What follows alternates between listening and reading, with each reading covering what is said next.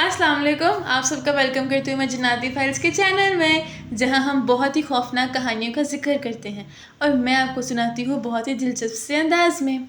आज की जो हमारी कहानी है उसका नाम है काला पहाड़ी की मनहूस हवेली। तो शुरू करते हैं अपनी कहानी को।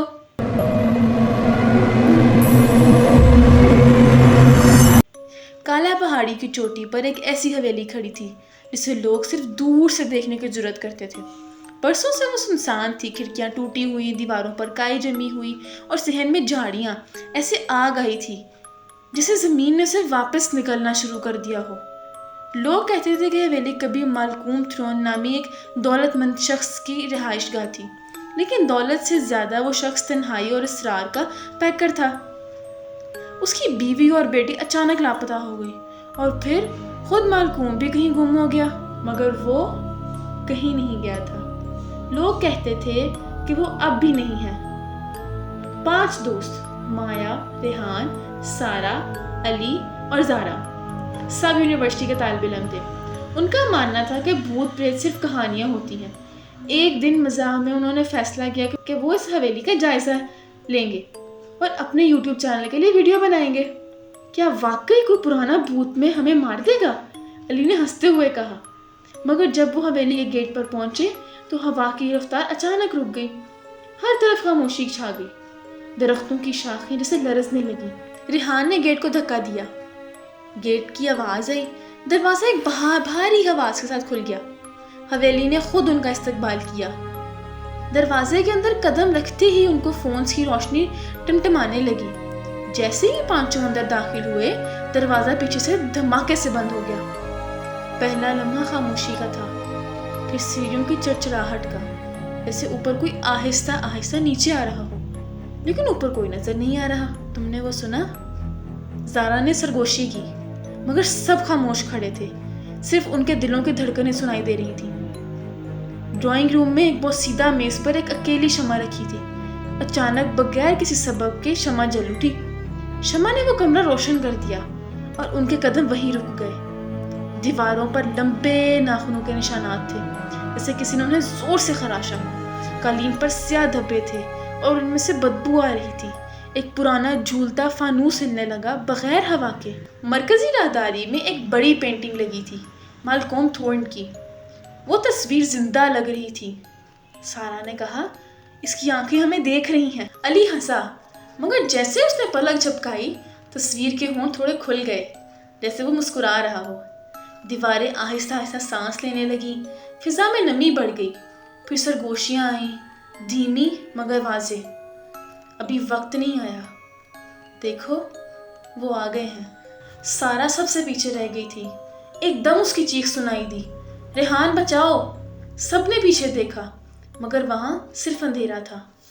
फर्श पर उसके नाखूनों के निशानात और खून के छींटे, मगर वो खुद गायब थी।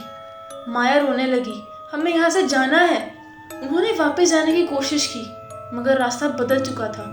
दरवाजे अब दीवार बन चुके थे। खिड़कियां बाहर के बजाय अंदर अंधेरे कमरों की तरफ खुल रही थी। हवेली बदल चुकी थी। एक कमरे में उन्हें एक बड़ा सा आईना मिला। अली ने झांका और पीछे माया को खड़ा पाया। माया, तुम कब आई? माया ने कहा, मैं तो यहाँ हूँ।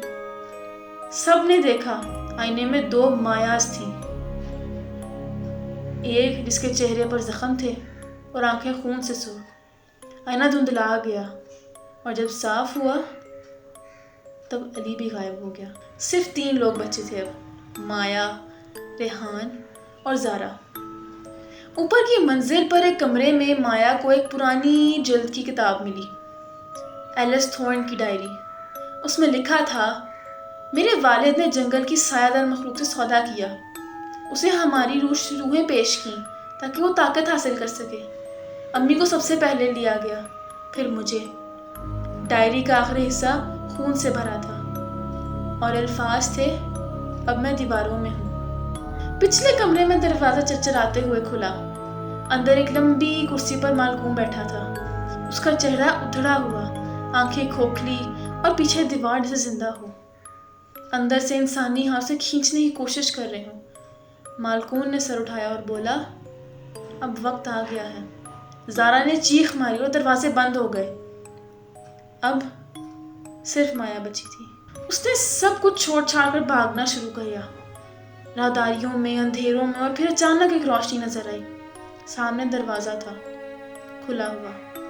وہ دوڑی، گرتی پڑتی باہر نکلی، اور پیچھے سے حویلی نے چیخ ماری، ایسی چیخ جسے سینکڑوں روحیں ایک ساتھ چلا رہی ہوں۔ مایا بے ہوش ہو گئی۔ اگلی ہی صبح گاؤں کے لوگ اسے حویلی کے دروازے پر پائے بیٹھے، لباس خون آلود اور بال سفید، آنکھیں کھلی ہوئی، لیکن وہ ہنس رہی تھی، مگر آواز جیسے کسی بچے کی لوری ہو۔ اس دن کے بعد سے مایا نے کبھی کوئی بات نہیں کی۔ کالا پہاڑی کی وہ حویلی اب بھی کھڑی ہے۔ کہا جاتا ہے بارش کی راتوں میں وہاں روشنی جلتی ہے، کبھی کبھی دروازہ خود بھی کھل جاتا ہے اور پھر بند بھی خود ہی ہو جاتا ہے، اور جو اندر جاتا ہے واپسی کے دروازے اس کے لیے بند ہو جاتے ہیں۔ آئی ہوپ آپ لوگوں کو یہ کہانی اچھی لگی ہوگی۔ اگر آپ لوگوں کو کہانی اچھی لگی ہو تو اس ویڈیو کو لائک ضرور کریے گا، چینل کو سبسکرائب کریے گا۔ ملتی ہوں آپ سے نیکسٹ ویڈیو کے ساتھ، تب تک کے لیے تو مجھے دے اجازت۔ ملتی ہوں آپ سے نیکسٹ ویڈیو میں۔ اللہ حافظ۔